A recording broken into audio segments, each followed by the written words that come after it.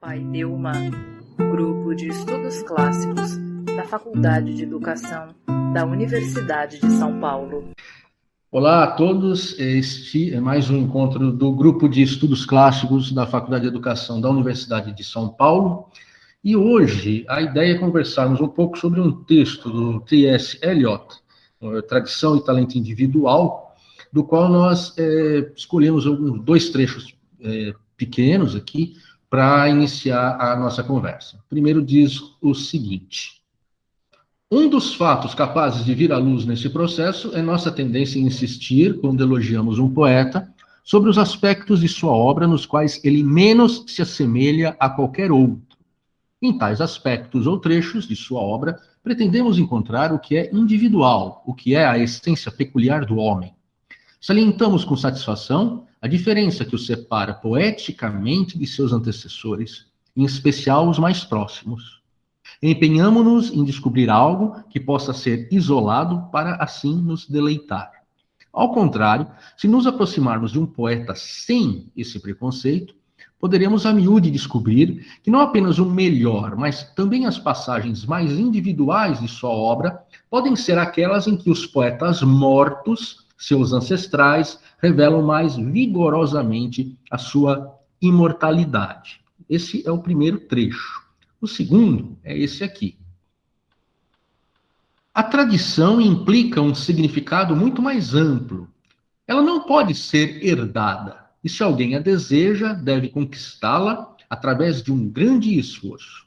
Ela envolve, em primeiro lugar, o sentido histórico, que podemos considerar quase indispensável a alguém que pretenda continuar poeta depois dos 25 anos. E o sentido histórico implica a percepção, não apenas da caducidade do passado, mas de sua presença. O sentido histórico leva um homem a escrever não somente com a própria geração a que pertence em seus ossos, mas com o sentimento de que toda a literatura europeia, desde Homero e, nela incluída, toda a literatura de seu próprio país, tem uma existência simultânea e constituem uma ordem simultânea. Esse sentido histórico, que é o sentido tanto do atemporal quanto do temporal, e do atemporal e do temporal reunidos, é que torna um escritor tradicional. Então, esses são os dois trechos do texto do Eliot, Tradição e Talento Individual, que nós vamos conversar, sobre o qual nós vamos conversar hoje. Bom, eu posso começar. O Bruno tinha apontado lá, mas vou tocar aqui, só para jogar para pensar. Eu estou pensando muito nessa questão do esforço e do desejo, né? E o Marcos fez esse curso no semestre passado, se eu não me engano, e que trata do tema da experiência, e lá os últimos textos do John Dewey, né? E que tratam relativamente disso, né? E eu achei interessante esse contraste. Vou fugir um pouquinho aqui dos excertos, acho que dialoga mais com esse segundo. Sempre foi uma ideia corrente, a noção de que a tradição, para ser absorvida, ela exige esse grau de esforço, né? Então, uma atitude deliberada, um desejo, uma tendência deliberada de se debruçar sobre aqueles textos, de se debruçar sobre a tradição, para conseguir absorvê-la, né? E, ao mesmo tempo, no final do texto do Eliot, ele fala sobre o tema da emoção, do componente emocional, e do como esse componente emocional ele é crucial, ele é fundamental para a absorção das gerações futuras dos textos que foram produzidos pelos poetas, né, então eu achei curiosa, interessante essa questão do esforço e da emoção, que a gente poderia conectar a uma noção de, por exemplo, de desejo, que é um tema caro para mim. Então, o poeta ele escreve para falar para as emoções, né, das pessoas, as emoções comuns, e esperando que no final das contas isso seja de alguma maneira absorvido ou dialogue com as emoções das pessoas. Então, tem ali um tema do esforço, da tradição e do desejo ao mesmo tempo, né? Então, me parece ter um elemento de equilíbrio entre essas duas instâncias humanas, para que a tradição ocorra, né? Sem a emoção, ela também não ocorreria, porque simplesmente não dialogaria com as pessoas. E sem esse esforço deliberado daqueles que estão no tempo presente e recebem dos poetas mortos, né, os textos, também a tradição não aconteceria. Não sei, estou aqui jogando uma ideia para ver se tem alguma aderência com vocês. Esse aspecto da emoção no texto do Eliot, que, assim, né, lembrando, nós estamos num grupo que tem o nome de Grupo de Estudos Clássicos. Esse termo, estudos clássicos, que é uma ideia que vem especialmente no século XIX, que é o estudo dos textos antigos, né? Estudo dos textos antigos da tradição europeia. O segundo excerto fala disso, que a tradição literária da Europa, desde Homero até nós, bem, nós fazemos parte, querendo ou não, dessa tradição literária. Nós falamos uma língua neolatina, nós estamos conectados ao Ocidente, que é aquilo que que é o âmbito, digamos, cultural no qual essa literatura se manifesta. Eu acho até um pouco estranho termos que dizer que estamos conectados ao Ocidente, porque há uma tendência a negar essa conexão, o que é algo absurdo do ponto de vista da nossa herança, no sentido do que o Eliot traz. Eu só queria acrescentar depois disso, quando o Carlos fala da emoção, é muito significativo que o Eliot diz que não é a emoção do poeta, e aí, por que eu falei isso? Porque nós estamos tratando desses autores, nós estamos lendo um texto contemporâneo, um texto do Eliot, que não fala dos autores antigos, mas com a esperança de que aquilo que ele fala da literatura possa nos ajudar a compreender algo desses autores antigos. Então, o termo poeta, para nós, na nossa leitura, tem que ser ampliado. Não apenas é aquele que escreve poemas, mas aquele que cria, no nosso caso, algo escrito. Aquele que participa da tradição literária. E a filosofia é uma tradição literária porque ela é escrita. Se nós aplicarmos essa ideia à análise do texto do Eliot, como é que ficaria, não é? Essa coisa da emoção? Porque ele diz, a emoção ela é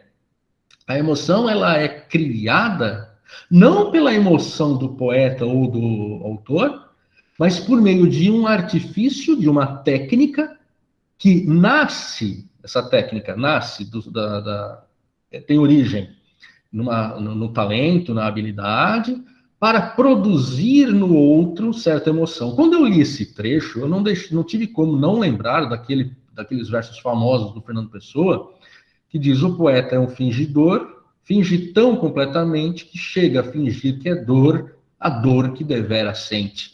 O poeta não é a emoção do poeta que gera emoção no leitor, mas é, a partir da emoção do poeta, por meio de uma técnica literária que vai provocar no leitor uma determinada emoção.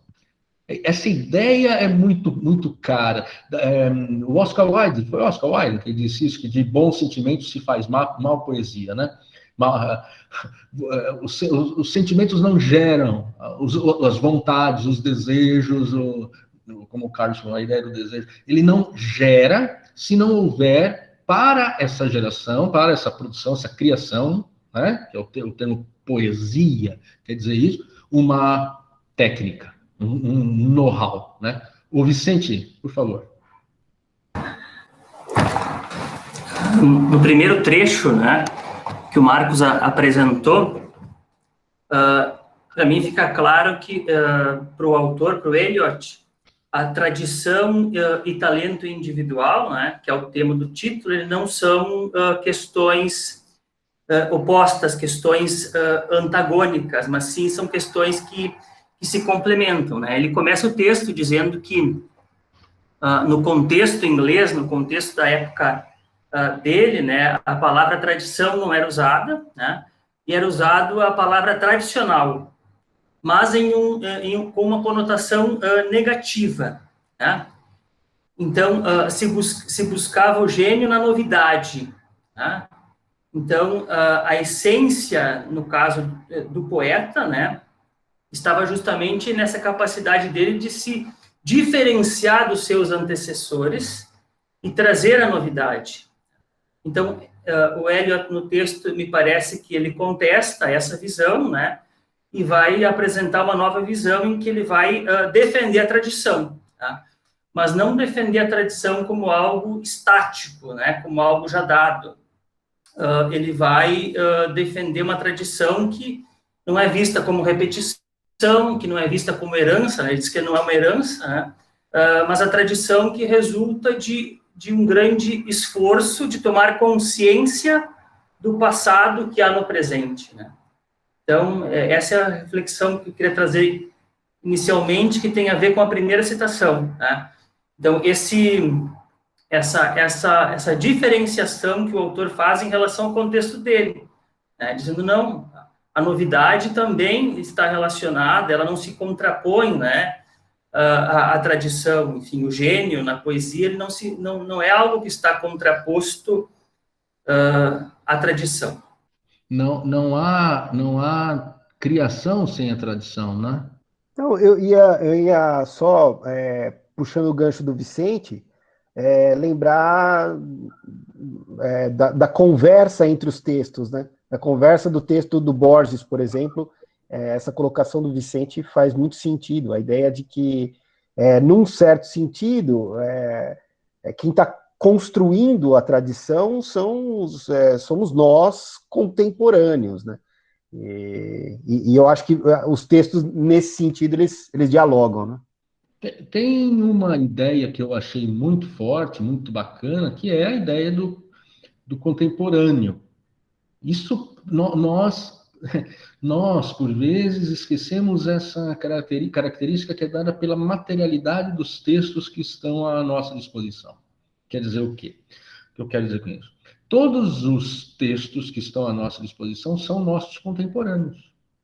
A tradição literária, ela é contemporânea. Platão é nosso contemporâneo.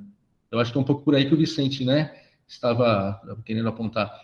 Então, Isócrates é nosso contemporâneo, pois seus textos estão disponíveis. O que quer dizer essa contemporaneidade, senão que a tradição não é algo do passado, mas é algo que só existe no presente, só existe aqui conosco.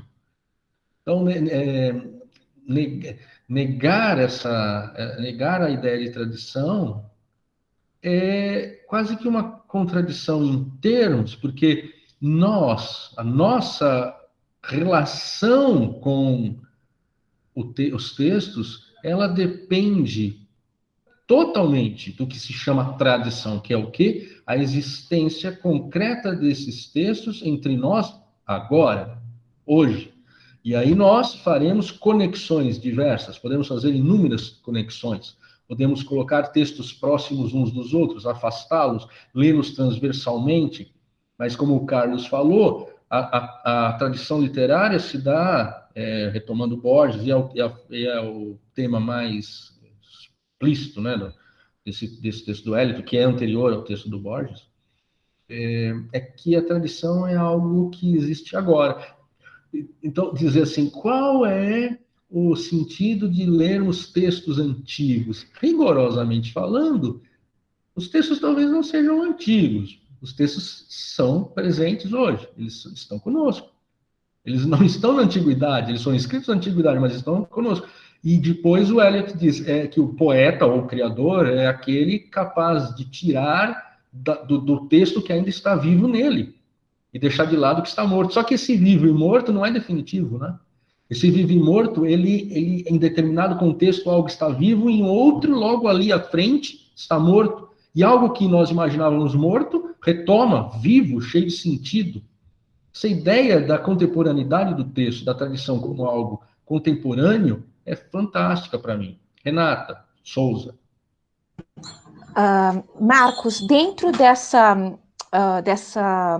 disso que você acabou de falar sobre o Eliot, naquilo que está vivo e naquilo que está morto, dentro desses textos que agora nós estamos passando a discutir como contemporâneos, a despeito da sua temporalidade, quando eles foram de fato gerados, eu queria propor uma pergunta para a qual eu não tenho resposta, e eu acredito que não haja respostas fáceis. Alguns textos, vários textos, eles estão para algumas sensibilidades sendo,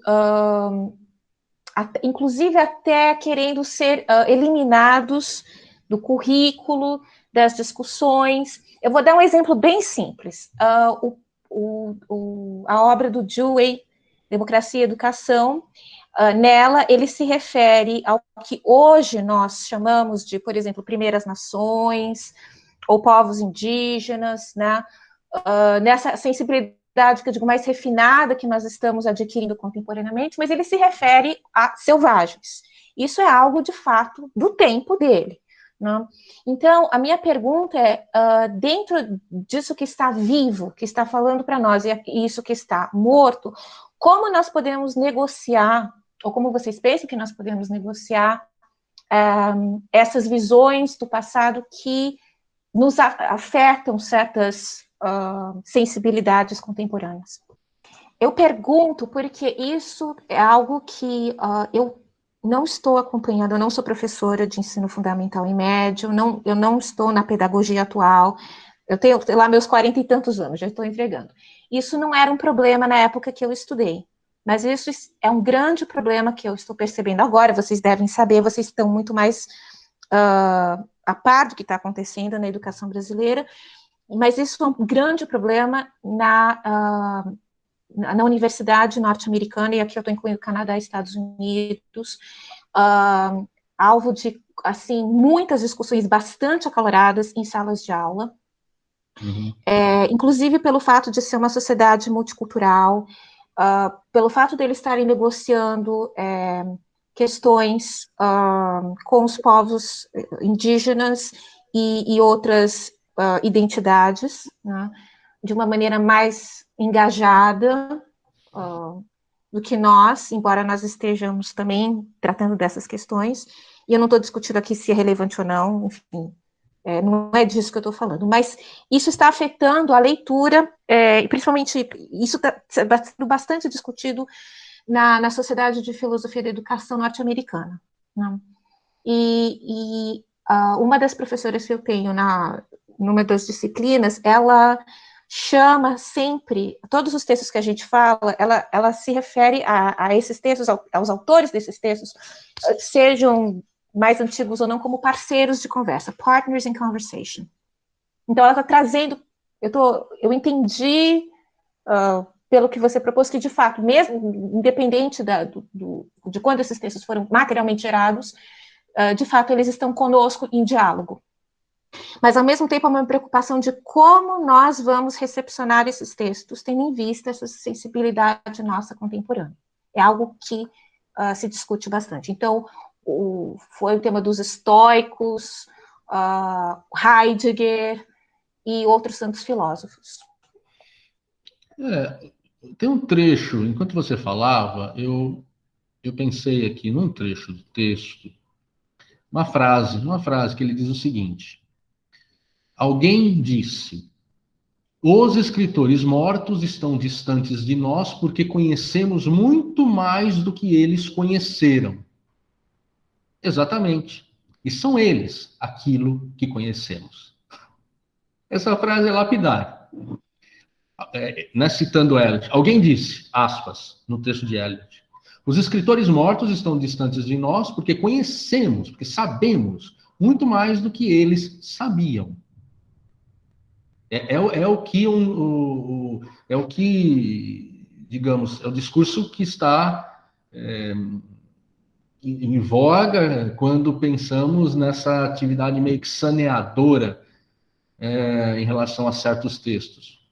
Então, nós sabemos mais do que eles. Aí Eliot diz, exatamente.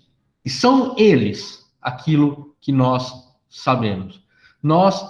Essa é uma frase que, para mim, ecoa outra frase muito famosa, atribuída a John Newton, mas Newton, não Milton, não John Milton, Newton, Isaac Newton, que diz, estamos sobre os ombros de gigantes. Conseguimos ver mais longe porque estamos sobre ombros de gigantes.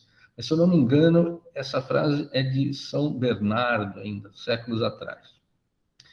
O que o autor diz aqui, eu acho que vai na direção da sua pergunta, né, Renata?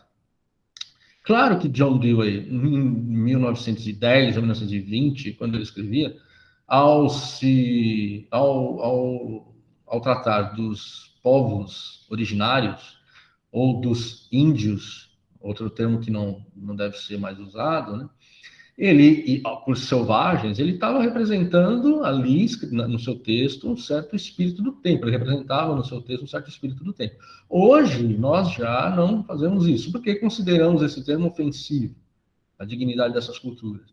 No entanto, o que eu imagino que nós podemos fazer é recepcionar esse texto que é contemporâneo a nós, porque está conosco. Hoje você lê esse texto, você está lendo esse texto, né, Renata?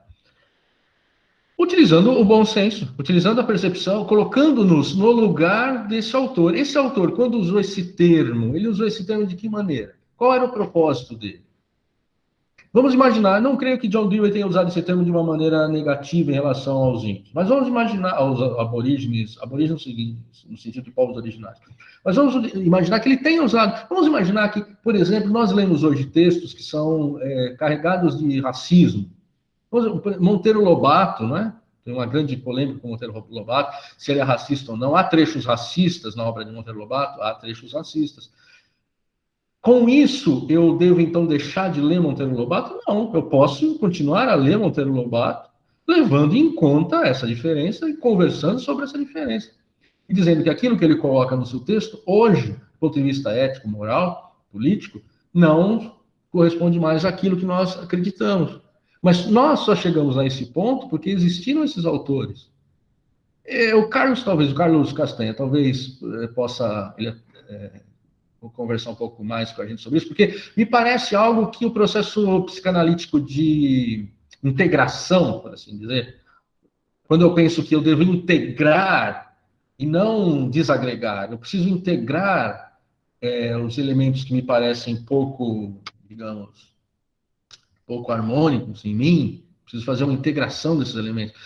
Eu penso que nós podemos utilizar isso também. Esse material todo que chegou até nós é o que nos permite, como diz o Eliot e outros, mas no texto do Eliot, esse material todo, essa literatura toda, na qual há aspectos que consideramos racistas, sexistas, colonizadores, é esse material que nos permite falar. Essa é a escada, o caminho que nos trouxe até esse ponto, no qual nós conseguimos falar e emitir um juízo em relação àquilo que eles disseram e continuam dizendo. Se eu nego esse material, eu, de algum modo, mutilo a tradição literária que me trouxe até aqui. Se eu integro esse material na minha leitura, se eu sou capaz de integrá-lo na minha leitura e perceber, sim, aspectos que hoje não são, digamos, aceitáveis, e que hoje não seriam aceitáveis, eu, de alguma maneira, incorporo isso ao meu próprio fazer poético, no caso do Eliot, a minha própria produção escrita, meu próprio desenvolvimento intelectual, sem, de algum modo, reprimir ou negar algo que está presente na tradição literária. E o qual eu preciso, com o que eu preciso me relacionar da maneira menos emotiva possível.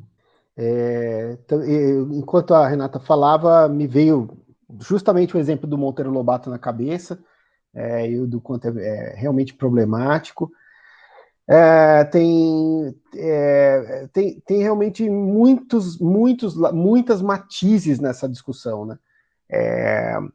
Uma delas, por exemplo, é a questão da gente jogar fora a água e água suja e o bebê fora, né? Então, então para rechaçar o racismo do Monteiro Lobato, eu também jogo fora toda a construção imaginária, todo o diálogo com a tradição greco-romana que ele faz, né, a atualização disso para as crianças, etc.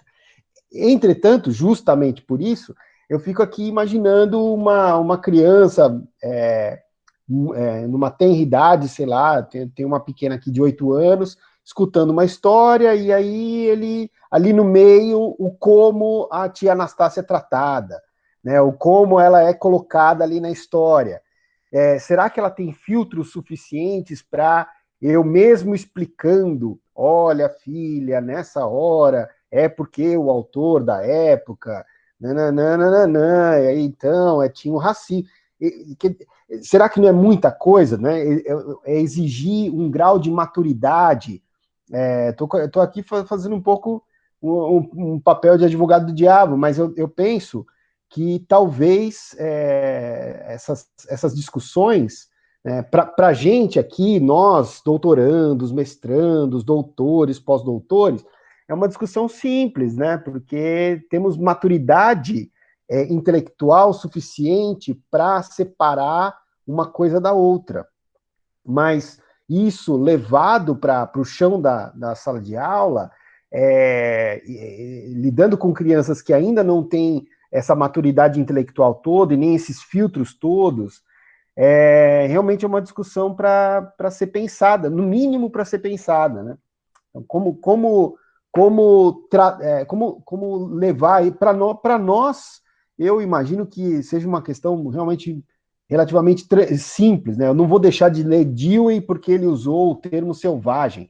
Eu sei mergulhar na riqueza enorme do texto dele, mas sei separar porque tem uma maturidade intelectual para. Né? Agora, os pequenos talvez não. Né? Então, é algo para ser pensado. Não, é algo complexo. Agora, fazendo o papel de advogado do diabo, a pergunta que eu faço é a seguinte: Monteiro Lobato produziu racistas? Nós somos racistas? Nós que lemos Monteiro Lobato na infância, nós somos racistas? Ele produziu racistas? Essa é uma pergunta. Eu Talvez entendo. ele não tenha produzido racistas, mas ele reproduziu Sim, um elemento estrutural do racismo, do qual exato, todos somos signatários. Né? exato. Mas eu penso que isso não é trivial. O Bruno levantou a mão? Por favor, Bruno. Pois o Caio. Na verdade, eu também queria atuar como advogado do diabo e lançar uma questão para todos, mas para o Castanha também, né, em especial, quando você coloca assim, expor as crianças às narrativas do Monteiro Lobato, né, uma criança de 8 anos, será que ela tem maturidade para fazer a distinção, mesmo que eu explique para ela? Eu me pergunto se nós é que não julgamos as crianças muito incapazes dessa compreensão e, portanto, acabamos alijando elas desses debates. É claro que nós não vamos encontrar ali a elaboração conceitual de alguém que passou por toda a formação acadêmica, por toda a instrução, por toda conformação a um vocabulário que debate essas questões. Mas talvez a capacidade delas de fazerem distinções, talvez até num nível mais intuitivo, seja algo que talvez, de certo modo, a gente não reconheça mais. Talvez, não sei. Eu me lembro há muito tempo de assistir uma palestra do Aziz Absaber,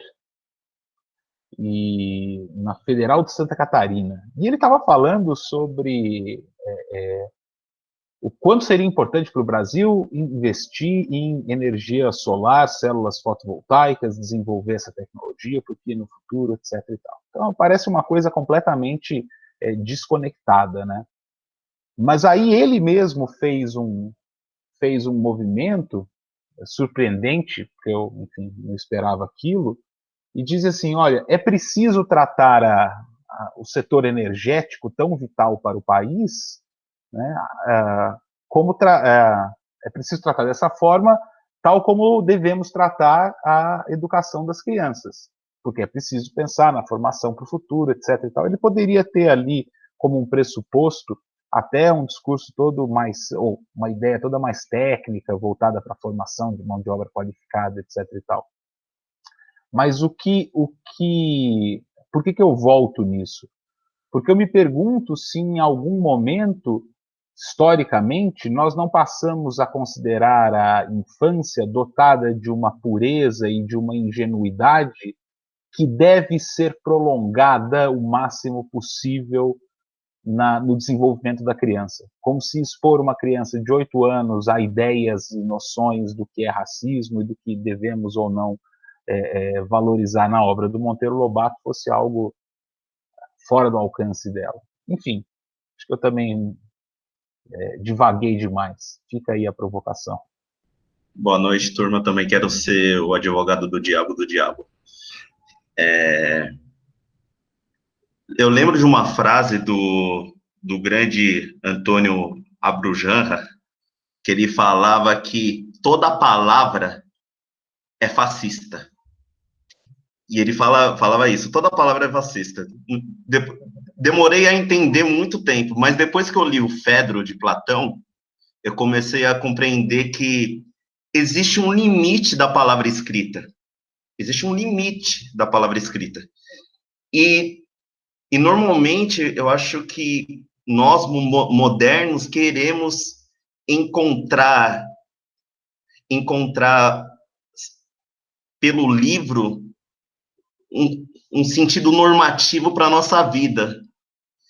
E quando nós encontramos, por exemplo, que vários autores, vou dar um exemplo, Machado de Assis, que desde o século XIX, quando surgiu, até hoje, século XXI, já passou por várias vertentes, ele já foi considerado marxista, ele já foi ídolo do Estado Novo, ele já foi um homem que foi ligado à tradição clássica e como negro, como mulato, estava desligado das lutas sociais. Ele já foi considerado, o Machado de Assis, nesse pouco tempo, diferentemente de Platão, por exemplo, já foi considerado tanta coisa. Como que nós podemos, nós, míseros mortais, considerar que, por exemplo, Monteiro Lobato foi, e eu como negro, foi racista, sendo que, talvez, por exemplo, daqui 200 anos, ele vai ter uma outra conotação. Como Machado de Assis teve essa mutação histórica, como o próprio Platão, como a própria Antiguidade Grega e a Antiguidade Romana, também foi o uso da extrema-direita no começo do século XX. Tanto Mussolini, que tinha a ideia de Nova Roma, quanto na Alemanha.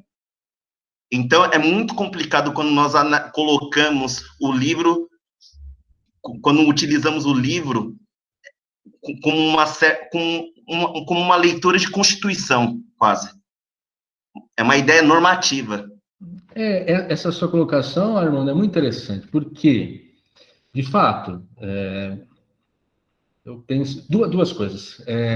Primeiro, um bom livro, aquele livro que é considerado, que é lido, como diz o Borges, diz algo assim, que é lido com uma paixão reiterada por aqueles por aqueles da cultura do qual o livro veio, né? Ele vai permanecer. Ou seja, Monteiro Lobato, se Monteiro Lobato vai permanecer ou não tem muito a ver com conotações ético-políticas da obra de Monteiro Lobato, mas antes desse inefável que nós não conseguimos definir mesmo, e que é a sua qualidade literária. É isso que vai fazer Monteiro Lobato permanecer. Monteiro Lobato não era o único escritor do seu tempo. Ele permaneceu, enquanto que outros não, desapareceram, sumiram. Escritor para crianças, ou escritor com veleidades, escrever para crianças, ninguém sabe, ninguém conhece outros. Mas Monteiro Lobato permaneceu. Há alguma coisa na obra de Monteiro Lobato, eu poderia, talvez, arriscar, que vai fazer com que ela permaneça com todos esses problemas. Se começássemos a pensar em termos desse tipo, como, por exemplo, na Itália, não sei hoje como é que está, mas houve um movimento na Itália em que se queria purgar a Divina Comédia dos elementos antissemitas e anti-islâmicos que nós encontramos na Divina Comédia do Dante Alighieri. Claro, ela foi escrita em um período em que essas ideias circulavam, ideias contra os judeus e contra os muçulmanos. Se você arranca dali esses elementos, você vai estar mutilando essa obra. Ah, mas é porque ela fere a suscetibilidade das pessoas hoje. Sim, mas talvez o problema esteja com as nossas suscetibilidades e não com a obra. Talvez esteja com o modo como nós lidamos com essas suscetibilidades. E a segunda coisa é, se tivéssemos que fazer essa limpeza, uma obra que precisaria ser muito bem sanitizada seria a Bíblia Sagrada, que é carregada de elementos terrivelmente...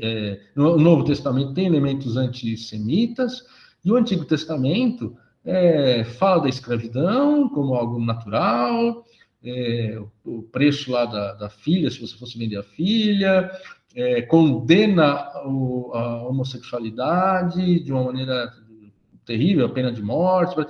Bem, nós teríamos que fazer isso com esse livro, que é o fundador, por assim dizer, não estou pensando em termos religiosos, mas estou pensando em termos civilizacionais, mas está na base da civilização a qual pertencemos. O fato de sermos ocidentais está na nossa cara, pelo fato de sermos cristãos. Todos aqui nessa reunião, de um jeito ou de outro, são cristãos, mesmo os ateus. Mesmo os ateus são cristãos, porque os nossos valores, a compreensão que temos do mundo, ela nasce da forma mentes do cristianismo. Meu Deus, essa forma mentes está baseada num livro carregadíssimo de coisas... Lá, até os judeus são cristãos, Bruno. Até você, judeu, é cristão. Porque os nossos valores, a nossa forma mentes, ela é marcada por esse livro. Ou então, dizendo de uma maneira diferente, Bruno, nós, os cristãos, também são judeus, entende? Nós também somos judeus. Nós somos gregos e romanos, e judeus e cristãos. Só que hoje, olha só, as crianças pequenas vão à escola dominical, as crianças pequenas vão ao catecismo, à escola dominical com 7, 8 anos, e estão ali com a Bíblia nas mãos, na qual existem ali, se você procurar, se você quiser, existem trechos terríveis. Notem, eu não estou fechando a questão, é uma questão muito, muito complicada. Só que isso que o Armando falou é interessante, essa conexão direta que nós fazemos entre aquilo que é o texto e aquilo que é o mundo empírico das pessoas, né? Essa ideia, essa conexão tão apressada, ela... E o que o Bruno também disse, essa concepção de que a criança exposta à obra, por exemplo, de Monteiro Lobato, Monteiro Lobato ou de outro, mas Monteiro Lobato, ela se tornará racista, ou ela verá naturalizado algo que não deve ser naturalizado, e por isso nós não deveríamos ler a obra. Essa ideia de que há uma certa pureza na criança, não estou dizendo que não há, por favor, só estou dizendo que é histórico. É algo histórico de 300 anos no máximo. Se pensarmos antes disso, a criança vivia junto dos adultos e participava de tudo com os adultos. Então, nós sabemos disso também por conta dos livros. De algum modo, os livros o livro e a vida, a tradição literária e a vida empírica dos seres humanos se entrelaçam, mas se entrelaçam de uma maneira muito difícil de definir em termos sistemáticos. Nós não sabemos direito o que vai acontecer, nós não sabemos quais são os autores que escrevem hoje que permanecerão daqui a 200 anos. Nós não sabemos o que daqui a 200 anos as pessoas pensarão sobre aquilo que nós hoje consideramos o mais correto, o mais adequado. Tenham certeza, daqui a 200 anos vão olhar para a gente e vão encontrar um monte de impropriedades, de coisas erradas que nós falávamos, ou falamos hoje, mas que imaginávamos, ao falar, estar sendo super corretos e tal. Bom, me vi muito envolvida pela questão porque eu sou professora de crianças de 8 anos, exatamente. E eu faria advogada do diabo, acompanhando o Castanha, mas eu acho que vale mais a pena jogar essa questão para vocês, porque na prática é muito difícil fazer essa curadoria do que apresentar para as crianças, né? Eu concordo que muitas vezes a gente subestima as crianças e acho que elas vão ser capazes de discutir o que a gente indicar ali na sala de aula, tanto os pais quanto os professores. Então, a comunidade que eu faço parte, a comunidade escolar, são crianças muito engajadas com movimentos sociais, identitários.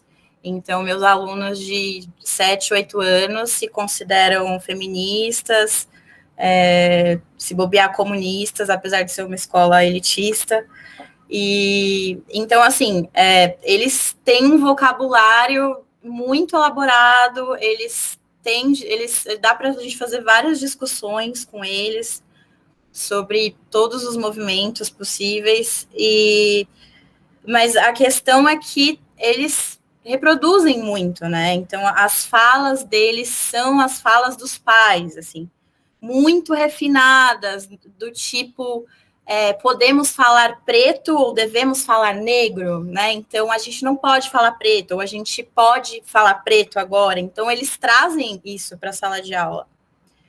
E, então, só que até que ponto eles estão compreendendo, eles estão reproduzindo, até que ponto eles estão entrando em lutas, em causas que são deles, né? Então, em vários momentos eu me vi compartilhando sobre movimentos e lutas com eles, como, por exemplo, a respeito de greves e paralisações de professores, né? Então, olha, nós não vamos para a escola amanhã porque os professores estão nessa causa e eles quiseram fazer cartazes para apoiar a causa, e aí as meninas com camiseta lute como uma garota, e aí eu fico pensando muito se uma garota tem que lutar, se uma criança tem que lutar, ou se ela não tem que brincar e aos poucos, quando ela tiver maturidade, ela pensa se ela tem que lutar ou não. É claro que não dá para abstrair completamente, porque é isso, elas vão trazer de casa o que os pais falam, elas vão trazer as discussões da escola para casa, mas a questão da escolha dos livros, né, na escola é muito importante. Se fala muito em representatividade, em literatura negra, indígena, então, na minha escola, né, tem um movimento, né, nas escolas de São Paulo, particulares, né, de trabalhar muito a questão da formação dos professores com relação a isso, então, muita literatura negra e indígena, justamente pela questão da representatividade, né, de trabalhar a história do Brasil de outros ângulos que eu, pelo menos, né, no ensino tradicional, não tive acesso. E então você tem novos discursos, novos pontos de vista, novos não, né, que sempre estiveram aí, mas eles estão no holofote agora, e então você tem outras possibilidades e você tem as tradições, né, aí, que eu concordo plenamente com o texto e com tudo que foi falado, mas quando a gente leva para a infância, né, que o professor ou os pais fazem essa curadoria do que apresentar, o que não apresentar, quando você lê um texto na sala de aula todos os dias, né, então você pega a Monteiro Lobato para ler todos os dias, né, porque lá na escola a gente faz a leitura em capítulos, então todos os dias eu vou ler um trecho. E aí, eu não li Monteiro Lobato, mas li Roald Dahl, Matilda, As Bruxas, e em várias situações eu me peguei cortando partes, porque eu achei esquisito, né? Aquela coisa que a gente fala dos anos 80, né? Da infância nos anos 80 completamente diferente dessa, né? A Xuxa, etc. E aí eu, meio sem pensar, fui cortando, porque só falava de cigarro, e cigarro, e cigarro, e aí não faz tanto sentido. E aí, como que a gente faz no dia a dia, né? Assim, a gente trabalha esses textos com crianças, até que ponto elas conseguem fazer, até que ponto vale a pena você também o tempo inteiro problematizar, sabe? Tem a fruição literária, então vamos apreciar, né, Monteiro Lobato, só que é melhor eu problematizar, porque senão ela vai começar a todos os dias ouvir essas falas que são problemáticas, ou então eu corto e aí eu mutilo uma obra. Como que eu posso mutilar uma obra clássica assim? Ou então eu não mutilo e não leio ainda, eu espero eles estarem no 6º ano, que aí eles vão ter uma capacidade de, sem o professor ficar falando toda hora, né? Então é uma questão que na prática, com as crianças, é muito difícil, né? O que fazer? Você não lê, então? Ou você lê e explica todo dia, ou explica às vezes, mas é a questão da representatividade, também a questão do que eles estão vendo todo dia, né? Não adianta você falar assim, não vou falar preto ou negro, se todos os dias ele está vendo, né, uma personagem negra sofrendo abuso psicológico, etc, etc, né? Então, é uma questão para vocês aí, que com adultos, eu concordo plenamente, mas com crianças pequenas, eu ainda não sei muito bem o que lidar. Tenho colegas que eu já fui, né, desse tipo de não vou ler Monteiro Lobato de nenhum. Tenho colegas que leem, mas é uma questão difícil, assim, na prática, né? Eu acho realmente muito problemático, justamente por ter estudado ali a psicanálise, não tenho nenhum tipo de fantasia de pureza da criança, não é essa, é justamente o contrário, é justamente pela criança e por todos nós, né, por acreditar que todos nós temos desejos, e esses desejos são absolutamente anárquicos, e eles se colam às coisas mais inesperadas, e é assim que acontece na educação, né, a intencionalidade educativa geralmente dá com os burros na água, porque a criança acaba aprendendo coisas para muito além daquilo que você está dizendo, ou para muito transversal daquilo que você está dizendo, né? É evidente que na obra do Monteiro Lobato, o que está na frente não é o racismo, é um universo imaginário de uma qualidade incrível, é a transgressão da Emília. A minha filhinha fica pirada na Emília justamente pela questão da transgressão, porque ela é bocuda, ela transgride, e é isso que cola nela. Mas poderia, para uma outra criança, colar uma outra história. Uma história, por exemplo, de onde está a tia Anastácia nessa história, onde é que está aquele preto velho lá, eu não esqueci o Barnabé, onde que eles estão, e o Saci, que lugar que ele ocupa. E aí eu não tenho controle, porque talvez na minha entonação eu queira ressaltar a qualidade literária e a transgressão da Emília, a inteligência do Sabugo, e as reinações da Narizinho, e aquela coisa incrível. Mas o moleque olha e fala, putz, olha só, é normal que a mulher vá cozinhar, e não os homens.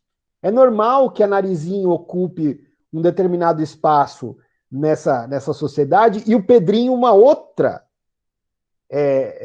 conotação. O Pedrinho é um aventureiro, e é normal que os meninos sejam os aventureiros, e não as meninas. Então é muito problemático. Para nós, adultos, é muito tranquilo. Eu entendo isso de uma maneira muito tranquila, no sentido de separar as questões, no sentido de problematizar, de ler sim, né? Não advogo de forma alguma o cancelamento de ninguém, não é disso que se trata, mas para crianças que ainda têm pouco filtro intelectual e pouca maturidade, no mínimo é uma leitura que tem que acaba sendo truncada, acaba exigindo um truncamento dessa leitura ela acaba não se tornando fluida, né? Mas só para acrescentar o Castanha, professor, eu acho complicado também, Castanha, a questão das crianças, mas eu não acho totalmente resolvido isso na academia. Eu acho que muitas pessoas da academia ainda são dotadas de preconceito contra homens brancos, europeus, e, enfim, etc, etc. Eu sempre, quando vem conversar comigo, eu sempre falo assim, leiam a biografia do Martin Luther King. Vocês vão entender porque o Martin Luther King pegou toda a sua fundamentação teórica, sobretudo em Santo Agostinho, e depois, posteriormente, em Henry David Thoreau, sobre a desobediência civil. Um dos maiores negros de todos os tempos, um dos maiores intelectuais, se pautou na cultura ocidental. Por que ele se pautou na cultura ocidental? Porque ele é ocidental. Basta. Ele é ocidental. Para você fazer a crítica da cultura ocidental, você precisa ser ocidental e você precisa se adentrar na tradição ocidental. Então, eu acho que na universidade não está muito resolvido não, viu, Castanha? Só para colocar mais pimenta na linha do Armando, quando eu ouvi o Castanha, eu pensei, eu acho que o Castanha falou, para nós adultos é tranquilo. Eu acho o contrário. Para nós adultos não é tranquilo. E para as crianças é tranquilo. Porque se você der um livro do Monteiro Lobato, não estou aqui dizendo se é bom ou ruim, mas se você dá um livro do Monteiro Lobato para as crianças, como para sua filha, por exemplo, ela vai lá e se encanta com a Amy. E para ela não é problema. O problema é para nós, porque nós vemos essa conexão muito imediata entre o que está no texto e o que está na vida. Eu não tenho resposta para essa questão. Eu acho que eu tenho um viés muito grande por conta do meu respeito ao livro. Eu acho que nenhum livro pode ser cancelado. Mesmo o Mein Kampf do Hitler é proibido, né? Por exemplo, você não pode editar esse livro, ou parece que agora pode. Teve umas discussões, né, sobre essa obra, mas voltando. Então deve ter um viés na minha fala, certamente tem um viés, mas a pergunta que eu coloco de novo, Monteiro Lobato, a obra de Monteiro Lobato produziu algum racista? Será que a obra de Monteiro Lobato produziu o nosso racismo? Será que esse racismo que nós temos na nossa sociedade, esse racismo endêmico, estrutural, para usar um termo da moda, ele é produzido por essa literatura? Será que as nossas crianças saem racistas da escola por terem sido apresentadas a Monteiro Lobato? Ou por outros autores? Será que elas vão fumar lá o cigarro, porque está falando de cigarro no livro tal? Será que elas vão... É uma pergunta. Alguém colocou o Platão aqui, acho que foi o Alexandre, né? Colocou aqui desde Platão, na República, nós vemos Platão dizendo quais são os livros que a criança deve ler ou não. Será que ler Monteiro Lobato é tão ou mais perigoso do que estar exposto àquilo que aparece na televisão, na televisão de acesso, como é o nome? Na televisão, quando não é a cabo, ao contrário, como é que é o nome? Aberta. Será que ler Monteiro Lobato é tão perigoso quanto aquilo que está exposto na TV aberta agora, nesse horário aqui? Esses programas de perseguição policial e de um homem que bate mulher e tudo mais. Mas a minha pergunta é essa: será que a questão é essa? Será que as crianças que estão assistindo agora, sei lá, os Datenas da vida, isso não tem impacto maior do que a leitura? O processo de leitura, será que ele é o processo... Quando Platão fala das obras... Quando Platão fala das obras na República que deveriam ser, digamos, censuradas em relação àquilo que sofria censura para que as crianças não tivessem acesso àquilo que era considerado como algo deletério, ele não está falando de leitura. Ele não está falando de leitura, ele está falando de poesia. Então ele está falando do quê? De declamação. Aquilo que para mim parece mais próximo disso, e aí vocês vejam se concordam, seria aquilo que vemos hoje na televisão, nos meios de comunicação marcados pela imagem. Porque a poesia é imagem. A poesia é uma produção de uma imagem interior. A leitura é outra coisa, né? A leitura exige um certo envolvimento, uma certa engajamento da nossa capacidade racional que a pura imagem não tem. Nós somos passivos diante da imagem, mas nós somos ativos na leitura. Será então? É uma pergunta que eu estou fazendo, por favor, eu não estou advogando aqui. É uma pergunta porque, de fato, eu penso, né, nisso como um problema. Será que o processo de leitura de uma obra, na qual aparecem elementos marcados pela história na obra, então, são elementos sei lá, de uma sociedade escravagista, como a sociedade grega antiga, ou o racismo estrutural da nossa sociedade na obra de Monteiro Lobato, será que esses elementos, quando são enfrentados por meio da leitura, eles encontram uma personalidade que lida com eles de forma tão passiva quanto a personalidade que lida desde muito cedo com os conteúdos televisivos, por exemplo? É uma pergunta. Será que o racismo mais do que o racismo, será que a normalização dessa sociedade injusta, dessa sociedade de classes injusta na qual nós vivemos, tão injusta, será que ela não é, antes de tudo, reforçada por outros meios que não os livros? E talvez a nossa crítica esteja deslocada? Eu não sei. É uma pergunta, né, que eu faço.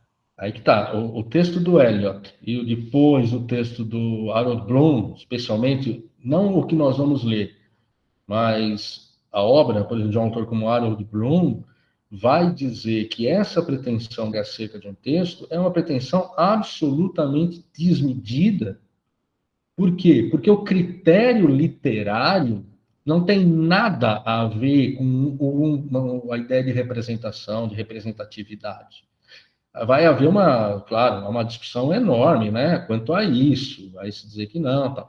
O que ele diz é que houve, a partir de Nietzsche e depois, especialmente de Foucault e das derivações do pensamento de Foucault, essa maneira de compreender a literatura como algo que é determinado na sua qualidade e na sua relevância a partir das suas conexões éticas, político-sociais, ou econômicas. E isso é tomado com muita naturalidade hoje. Só que alguns autores, e Harold Bloom é um representante dessa vertente, um dos mais, digamos, destacados, um dos mais combatidos, ele foi combatido por um monte de gente. Harold Bloom vai chamar esse pessoal de escola do ressentimento. Porque para Bloom, o que existe a literatura e o valor literário em si mesmo. Não no sentido idealista platônico, mas no sentido de uma característica daquilo que é literário e que faria, por exemplo, que Monteiro Lobato ou outros poetas permanecessem, enquanto outros escritores vão para a lata do lixo da história. E que não é político e não é social, nem nada disso. O intrinsecamente literário. Podíamos tentar pensar num argumento ad absurdum. Imagine que todas as pessoas devessem encontrar representatividade nas emendas dos cursos, na bibliografia das disciplinas ou na literatura. Deveria haver uma literatura para cada pessoa, porque cada pessoa é específica, cada pessoa é uma só. Eu poderia ter uma identidade XPTO e, ao não encontrar essa representação na literatura, eu poderia fazer essa mesma alegação. Olhe lá, não há uma literatura que me represente. E certamente eu vou encontrar 4, 5, 6 outras pessoas que vão se filiar a essa minha representatividade e vão poder exigir isso. Qual é o critério que nós vamos utilizar, né? Tem um seriado na Netflix que se chama Vamos Fingir que é uma Cidade, ou algo assim, com a Fran Lebowitz, que é interessante porque ela está discutindo com a ganhadora do Nobel, é amiga dela, uma grande amiga dela, Renata, qual era o nome mesmo daquela autora negra, Toni Morrison, né? Toni Morrison, recentemente falecida, em que ela tem uma cena, é muito engraçado, porque ela tem essa escritora, essa autora Fran Lebowitz, ela é judia, e ela tem uma coisa meio do Woody Allen, assim, E ela está conversando com a Toni Morrison e ela diz assim, você gosta das pessoas, ela é antissocial. Você gosta das pessoas, você gosta de unir as pessoas. E aí ela está falando disso de representatividade e ela diz meio brincando, fala, mas eu não quero que as minhas obras sejam espelho. Eu quero que eu gostaria que as minhas obras fossem portas. Eu não gosto de ler livros que são espelhos. Eu gosto de ler livros que são portas, que me levem, no caso, não que reiterem o que já existe, mas que mostrem aquilo que eu ainda nem me toquei que existia, né? Eu sei, não estou aqui defendendo nenhum dos pontos. Eu estou tentando colocar o quanto pode ser um movimento de ensimesmamento, de guetização, de fechamento do mundo, movimentos que exijam a representatividade em todos os lugares, né? Esse risco, não em identificar não o que une, por exemplo, o seu grupo, não aquilo que une a todos, mas aquilo que é individual, particular de cada um, né? De novo, voltando para o texto do Eliot, se pensarmos no texto do Eliot, o que ele diz? Procuramos no poeta, por vezes, aquilo que é original e o que o faz particular, sem imaginar que talvez a sua grandeza seja aquilo em que nele identificamos a presença dos mortos, a presença dos que vieram antes. Por quê? Porque ele foi capaz de incorporar essa presença e fazê-la viva, fazê-la ser dotada de sentido. Que presença é essa? É a presença humana, é a aventura humana no mundo, diante das dificuldades e das mudanças históricas. Mas eu peço desculpas, eu cortei, acho que era o Caio e depois o Bruno, não é isso? Suas colocações são muito pertinentes, Marcos, e eu acho que é um entrelaçamento de problemas, não em relação à representatividade e por exemplo, ao ensimesmamento, que vão além disso, né? Inclusive eu estou fazendo pesquisa sobre isso, né? Mas enfim. Oi, professor, tudo bem? Voltando à sua pergunta, a pergunta que você tinha feito, né? Será que obras, por exemplo, como do Monteiro Lobato, cria pessoas racistas, crianças racistas? Interessante que tem uma questão parecida com isso, por exemplo, com outras coisas, com os videogames, né? Que será que os videogames estão fazendo as crianças serem violentas? Aí tem alguns psicólogos que dizem que sim, aí vai ter pesquisa mostrando que não aumenta o índice de violência, enfim. Eu não sei, talvez tenha algum grau de influência essas coisas, mas é difícil a gente medir, né? Muito difícil a gente fazer uma medida que grau é esse, mas em todo caso, por que não ler o Monteiro Lobato com bom senso, e como você disse, não talvez até fazendo uma crítica contemporânea, mas não enviesando totalmente não é enviesando, não destruindo totalmente a obra do autor, como se aquilo ali destruísse tudo, ele não tem nada para dizer porque ele é isso. A gente pode falar, a obra dele é boa, mas tem isso aqui. E tem isso aqui que nós, contemporâneos, nós modernos, pensamos isso e isso dessa situação. Porque eu já vi, talvez um pouco, em algum momento, em uma situação ou outra na Faculdade de Educação, criticando determinado filósofo, o que eu achava que era uma crítica pertinente, mas é como se o escritor só fosse aquilo. Entende? Eu acho que esse é o problema. Eu acho que não há problema de até fazer uma crítica contemporânea, mas uma crítica pontual. E não misturando as coisas. E vamos ver as coisas que ele tem de bom para dizer para a gente, a imaginação do autor, a qualidade literária, e também eu acho que... E vamos fazer uma crítica contemporânea também, enfim.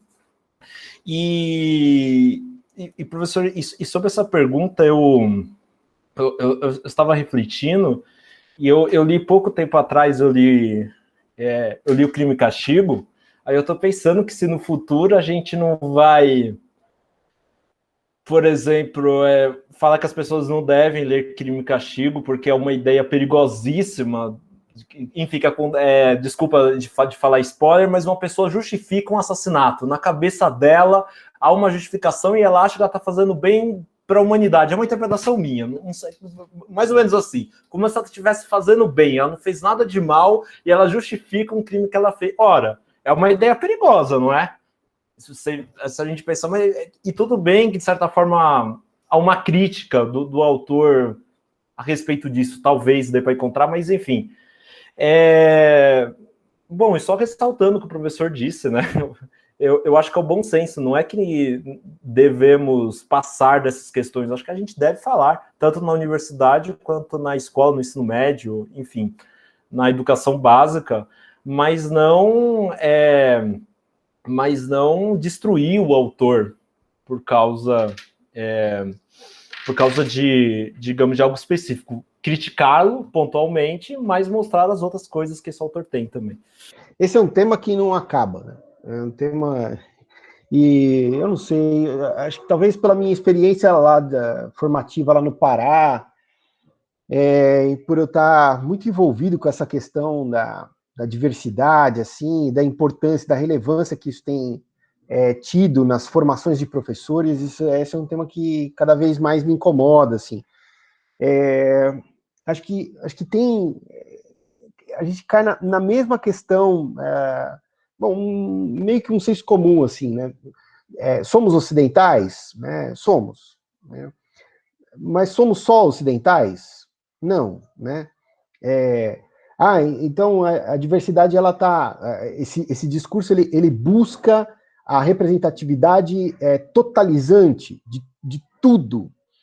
Não é bem assim do que eu tenho visto em contato com o terceiro setor e enfim, com essa história das formações de professores, né? Basicamente, o que a gente tem é uma questão de raça e gênero, são as duas grandes temáticas, assim, e que, no final das contas, aparecem na literatura, né? Aparece uma reivindicação dessa literatura, que basicamente são os negros olhando e falando, cara, tudo bem, tem toda essa tradição europeia aí que deve ser vista, mas não tem nenhum negro que está no mesmo nível desses caras, ou que chega perto, né? Será que não tem mesmo, né? E se tiver, será que não seria o caso de abrir uma brecha, abrir um espaço para esses caras serem lidos, né? Eu acho que é menos do que isso, é menos do que essa história de todos serão representados. Na verdade, é abrir algum espaço. Eu tenho um amigo, um grande amigo na Faculdade de Direito, lá da USP também, e ele me relata a cada semana os impactos das cotas na Faculdade de Direito. Faculdade de Direito, se tem um negócio branco, tradicional, europeu, escravocrata, cara, é ali, né? E quando eles abrem, bom, né? A primeira questão era vai abaixar a qualidade da faculdade. Essa era a primeira questão, essa era a primeira crítica, né? Bom, o que as pesquisas têm mostrado é que não, né? Isso não está acontecendo, né? Nos pontos em que esse pessoal que chega tem algum tipo de deficiência estrutural, né? Então, sei lá, gramática, inglês e tal, é um pessoal que consegue super correr atrás. E isso dá um grau de possibilidade de transformação da sociedade que é inimaginável. A gente não consegue mensurar o tamanho do impacto que terá 30%, 40% de moleques negros periféricos se formando na faculdade de Direito da USP, cara. Tipo, esses caras vão ficar ricos daqui a um tempo, entendeu? A gente vai formar uma nova elite, né? Então, assim, de novo, fazendo uma espécie de papel de advogado do diabo. Eu acho muito saudável essa história, essa discussão, e a ideia de se abrir brechas, né, e se marcar territórios, e trazer, sim, textos de autores outros, porque o espaço é né? Você tem um curso de pós, por exemplo, você tem 12 aulas. Cara, é óbvio que a tradição de qualquer curso, você pega uma especificidade de algum tema, de algum curso, é lógico que você vai ter muito mais do que 12 autores da tradição europeia para serem tratados de enorme importância. Mas, cara, abre o espaço. Abre meia força. Eu fico lembrando um pouco a discussão sobre as ciclovias, né? Que na época ali do Haddad e tal, é a ciclovia que traz a bicicleta ou é a bicicleta que traz a ciclovia, né? É uma discussão, assim. Então, foi feito meio atabalhoado, abriu-se assim, um monte de ciclovias e tal. O fato é que, de alguma maneira, mais bicicletas começam a circular na cidade, a cidade começa a se transformar, o espaço público começa a ser ocupado de uma outra forma, né? Então, esse é um tema que, assim, é o tema. Para nós, estamos aqui num grupo de estudos clássicos, mas é um grupo de estudos clássicos no Brasil, né? Então, e aí, cara, somos negros, somos indígenas, né? Também, isso é tão potente, tão importante quanto. Eu acho que essa discussão toda nossa só confirma um pouco do que a gente leu do texto do Eliot, né? De que esses autores da tradição estão presentes entre a gente, né? A gente não estaria tendo essa discussão se a gente não tivesse Monteiro Lobato, etc., né? E lá fala que existe uma ordem artística e quando um novo artista surge, ele modifica aquela ordem. Então, de certa forma, essa discussão contemporânea, identitária, ela também modifica, né, quem foram esses artistas que vieram anteriormente, né? E aí uma próxima geração que talvez questione o que a gente está questionando, né, na realidade é o que a gente está fazendo aqui, vai alterando, né? Então, esse movimento, né? Seja para criticar a tradição, quanto para confirmá-la, faz parte do processo, né, de novas artes, novas filosofias surgirem.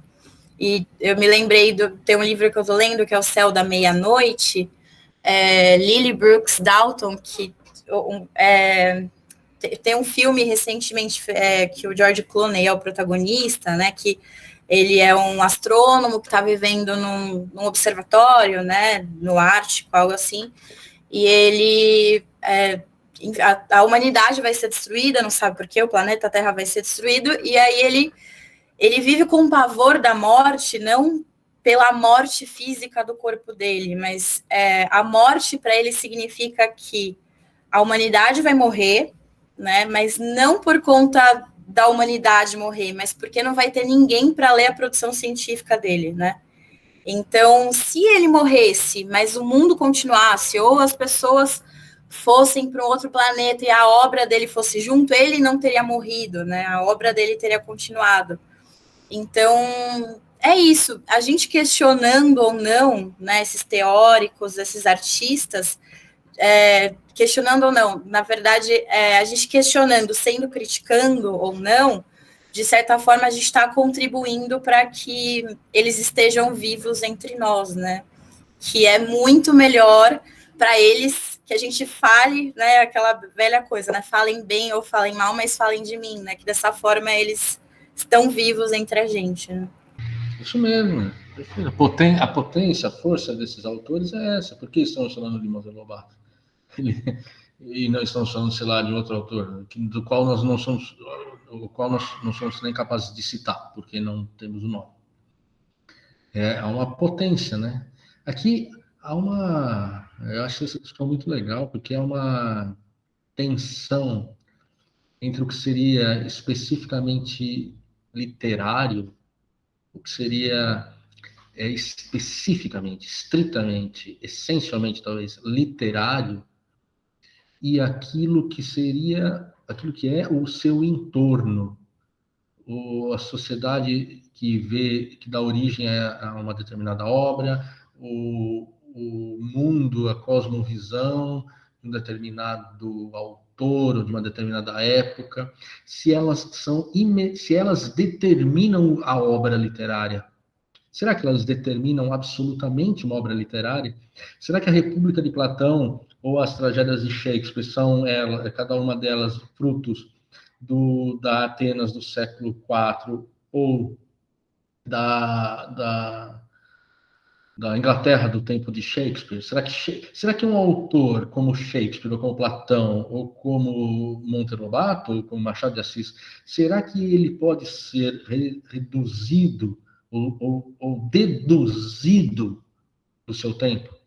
Então, eu penso que essa é a discussão que aparece aqui. Eu penso que o texto do Eliot tenta conciliar isso, um pouco tal como a fala da Renata colocou, conciliar isso. O autor é um autor, digamos, o talento individual se manifesta na capacidade de levar em conta aquilo que ele chama de caráter histórico, né, no texto, que é o quê? É perceber essa tradição literária, e ele, logo no começo do texto, mostra que temos, lá na Inglaterra, ele está falando da Inglaterra, mas nós também, que há uma certa dificuldade em usar o termo tradição, porque é um termo meio indigesto. Se eles lá na Inglaterra têm essa dificuldade, pelo menos na época do Eliot, ou melhor, já na época do Eliot, imagina a gente hoje aqui, mas como ele apresenta a tradição, é um conjunto de textos que chega até nós e que está à nossa disposição. E eu preciso, como literato, como poeta, como aquele que produz um texto, uma obra, eu preciso dialogar com esses autores. Esse diálogo não se dá na forma da concordância. Ele mesmo diz que não é para você repetir servilmente o que já foi dito. Isso seria melhor, porque é melhor a inovação do que a repetição, diz ele na obra, no texto que nós lemos. Então, eu não devo me colocar servilmente em relação à tradição, mas eu preciso me medir, eu preciso, de algum modo, bater armas, né? Eu preciso lutar contra essa tradição, seja elogiando alguns aspectos, utilizando alguns aspectos dela, seja negando outros, mas eu preciso me pôr num embate com essa tradição, para colocar-me, a mim como autor, num determinado lugar, para eu saber qual é o meu lugar nesse acúmulo, né? Esse fluxo, essa torrente ou corrente de obras. Então, quando se diz, agora seria importante a representatividade negra, ou da mulher, ou do índio, ou do homossexual, né? Ok? Maravilha. Essa representatividade só pode se dar em diálogo com essa... Na verdade, ela já está se dando. Essa é um pouco aquilo que já foi dito. Ela já está se dando em conexão com tudo isso. É em conexão com a tradição que as novas obras se dão, surgem. Não há como... Quando alguém escreve um romance hoje, diz, eis o meu romance, ele está, pelo menos, se colocando numa tradição de, sei lá, 250 anos. A invenção, né? A ideia do romance. Mas eu gostei muito da conversa de hoje. O que vocês acharam? Fechou. Gente, muito obrigado pela presença. De verdade, foi bem legal. Foi ótimo. Vai ser uma maravilha. Foi muito bom hoje. Sobre essa questão dos clássicos também, a estrutura toda. E até breve, então.